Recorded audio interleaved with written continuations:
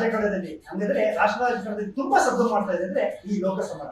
ಈ ಲೋಕಸಮರದಲ್ಲಿ ಹಲವು ಪಕ್ಷಗಳು ಹಲವು ರೀತಿಯ ಜನಗಳಿಗೆ ಆಕರ್ಷಣೆ ಮಾಡಲಿಕ್ಕೆ ಒಂದೊಂದು ತರ ಸರ್ಕಸ್ ಮಾಡ್ತಾ ಇದ್ದಾರೆ, ಒಂದೊಂದು ಕೊಡೆಗಳು, ಒಂದೊಂದು ಆಶ್ವಾಸನೆಗಳು. ಆದರೆ ಕಾಲವೇ ತಸ್ಮೈ ನಮಃ ಅನ್ನೋ ಹಾಗೆ ಸಂಭಯಾಮಿ ಯುಗೆ ಯುಗೆ ಅಂತ ಒಂದು ಶ್ರೀಕೃಷ್ಣನ ಒಂದು ಮಂತ್ರ ಇದೆ ವೀಕ್ಷಕರೇ. ಅದೇ ರೀತಿ ಮೋದಿಯವರ ಈ ಹಲವು ಸಾಧನೆಗಳಿಂದ ಎರಡು ಅವಧಿಗೆ ಅವರು ಪೂರ್ಣಗೊಂಡಿದ್ದಾರೆ.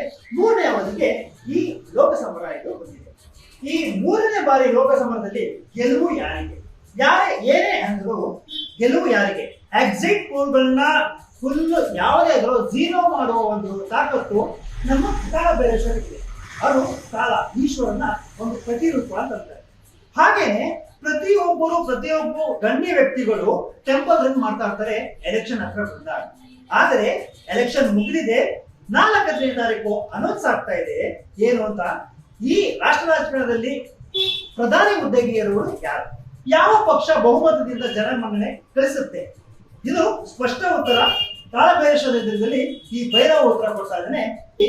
ಈಗ ಯಾರು ಈ ದೇಶದ ಬಹುಮತದಿಂದ ಚುಕ್ಕಾಣಿ ಹಿಡಿದಿದ್ದಾರೆ ಇದನ್ನ ಸ್ಪಷ್ಟವಾಗಿ ಮೈಸೂರಿನ ಕೆಟಿಸಿದಲ್ಲಿರುವ ಕಾಲಭೈರೇಶ್ವರ ದೇವಸ್ಥಾನದಲ್ಲಿ ಈ ನಮ್ಮ ಭೈರವ ಇದ್ದಾನೆ.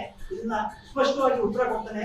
ಯಾರು ಗೆಲುವು ಆಗುತ್ತೆ, ಯಾರು ಪ್ರಧಾನಿಗೆ ಅಭ್ಯರ್ಥಿಯಾಗಿ ನಿಲ್ತಾರೆ, ಇದು ಇಷ್ಟರಲ್ಲೇ ನಿಮಗೆ ಗೊತ್ತಾಗುತ್ತೆ. ಈಗ 2 ಭಾವಚಿತ್ರವನ್ನ ವೀಕ್ಷಕರಿಗೆ ಇರಿಸಿದೆ. ಇದನ್ನ ಕಾಲಭೈರೇಶ್ವರನಿಗೆ ತೋರಿಸಲಾಗುತ್ತೆ. ಅವರಿಗೆ ಚಿತ್ರವನ್ನ ತೋರಿಸಿದ ನಂತರ ದೇವರ ಸನ್ನಿಧಿಯಲ್ಲಿ ಈ ಭಾವಚಿತ್ರ ಇಡಲಾಗುತ್ತೆ.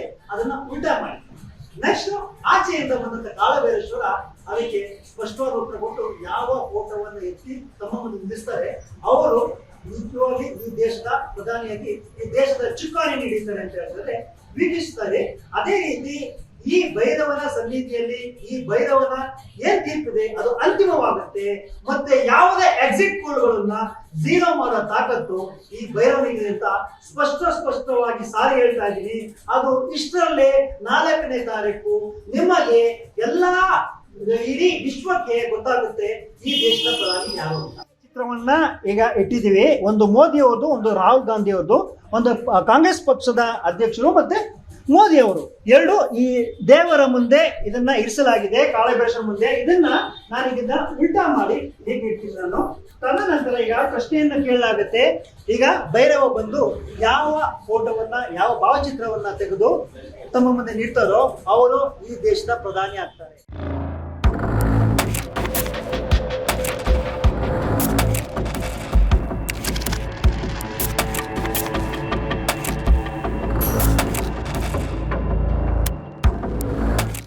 ದೇಶದ ಚುಕ್ಕಾಣಿ ಹಿಡಿಯೋರು ಯಾರು ಅಂತ ಕಾಲಭೈರೇಶ್ವರ ತನ್ನ ಸ್ಪಷ್ಟವಾದ ಉತ್ತರವನ್ನ ಕೊಟ್ಟಿದ್ದಾನೆ. ಈ ಬಾರಿ ಪ್ರಧಾನಿ ರೇಸ್ನಲ್ಲಿರುವ ಯಾರು ಈ ದೇಶದ ಪ್ರಧಾನಿ ಆಗ್ತಾರೆ ಅಂತಂದ್ರೆ ಮೋದಿ ಅವರು ಶತಸಿದ್ಧಾಂತ ಅಂದರೆ ನಾನು ಮೊದಲೇ ಹೇಳಿದ ಹಾಗೆ ಯಾವುದೇ ಎಕ್ಸಿಟ್ ಪೋಲ್ ನ ಚಿಂತೆ ಉಡಾಯಿಸುವ ತಾಕತ್ತು ಈ ನಮ್ಮ ಭೈರವನಿಗಿದೆ ಅಂತ ಇದನ್ನು ಸಾರ್ತಾ ಇದ್ದಾರೆ. ಈ ದೇಶದ ಮುಂದಿನ ಪ್ರಧಾನಿ ಯಾರು ಅಂತಂದ್ರೆ ಅದು ಮೋದಿ ಅವರು ಅಂತ ಸ್ಪಷ್ಟವಾಗಿ ಉತ್ತರ ಕೊಟ್ಟಿದ್ದಾನೆ ಕಾಲಭೈರೇಶ್ವರ ದೇವಸ್ಥಾನ ಮುಂದೆ. ನಮಸ್ಕಾರ.